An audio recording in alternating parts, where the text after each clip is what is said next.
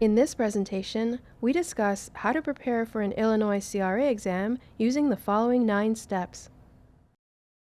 This presentation is for informational purposes.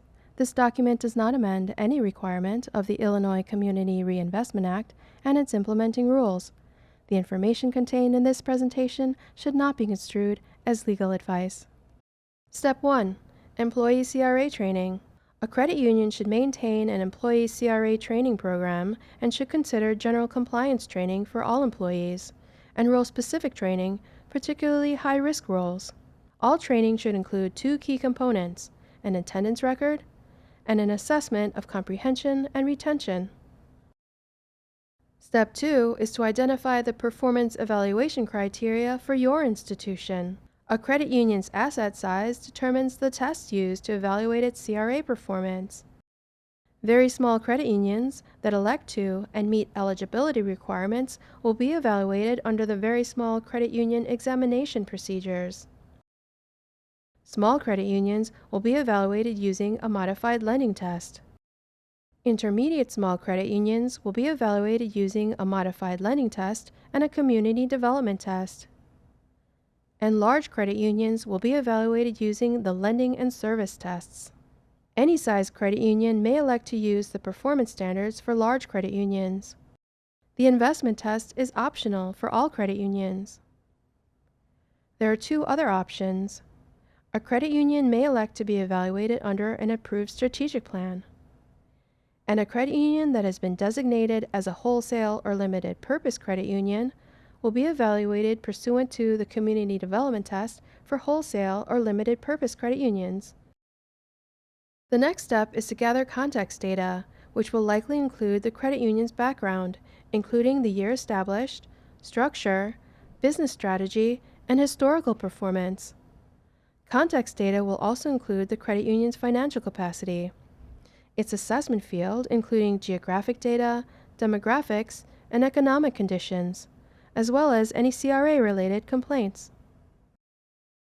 An effective CRA strategy is built on an understanding of the unique business attributes of your credit union.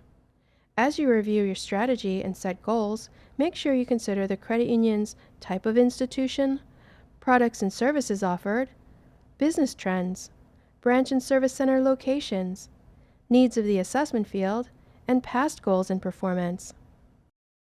Step 5 is to review your credit union's written policies and procedures to determine whether they're effectively aligned with CRA goals. Before regulators arrive, make sure that the credit union's Illinois CRA file has been reviewed, updated, and organized. This important file contains a copy of the public section of the most recent CRA performance evaluation, a list of services, and a map of the market served.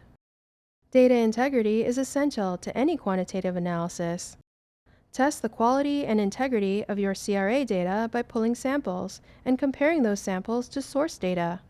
It's much better to identify data integrity issues before regulators arrive and show that you're working to resolve them than to let the regulator identify them for you. Step 8. Understand performance tests. With the exception of credit unions that are eligible to be evaluated using the Very Small Credit Union Examination procedures, all other credit unions will be evaluated using applicable components of the lending test, which evaluates a credit union's lending activities such as home mortgage, small business, small farm, community development, and consumer lending.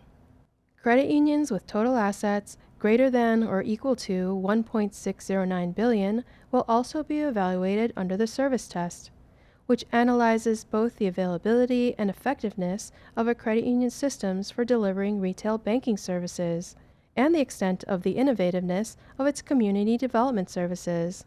The investment test is optional for all credit unions and evaluates a credit union's record of helping to meet the credit needs of its assessment field through qualified investments. Please note, asset size thresholds are adjusted annually and published on the department's website. The QR code on the references page near the end of the video provides access to the most current thresholds. The last step to prepare for a CRA exam is to monitor the credit union's CRA data, which is an essential aspect of any CRA compliance program. It's necessary to geocode CRA data, Regularly monitor and analyze the data, and discuss. It can be up to 3 years for larger institutions and 5 years for smaller institutions between CRA exams. So monitoring and analysis is a great way to ensure that the credit union is staying on track. In summary, there are 9 steps to prepare for a successful CRA exam. At their core, these steps are designed to help you tell your credit union story to regulators, both quantitatively and qualitatively. We hope you found this presentation useful. For more information, please scan the QR code and refer to the Illinois Community Reinvestment Act rules for credit unions. Thank you.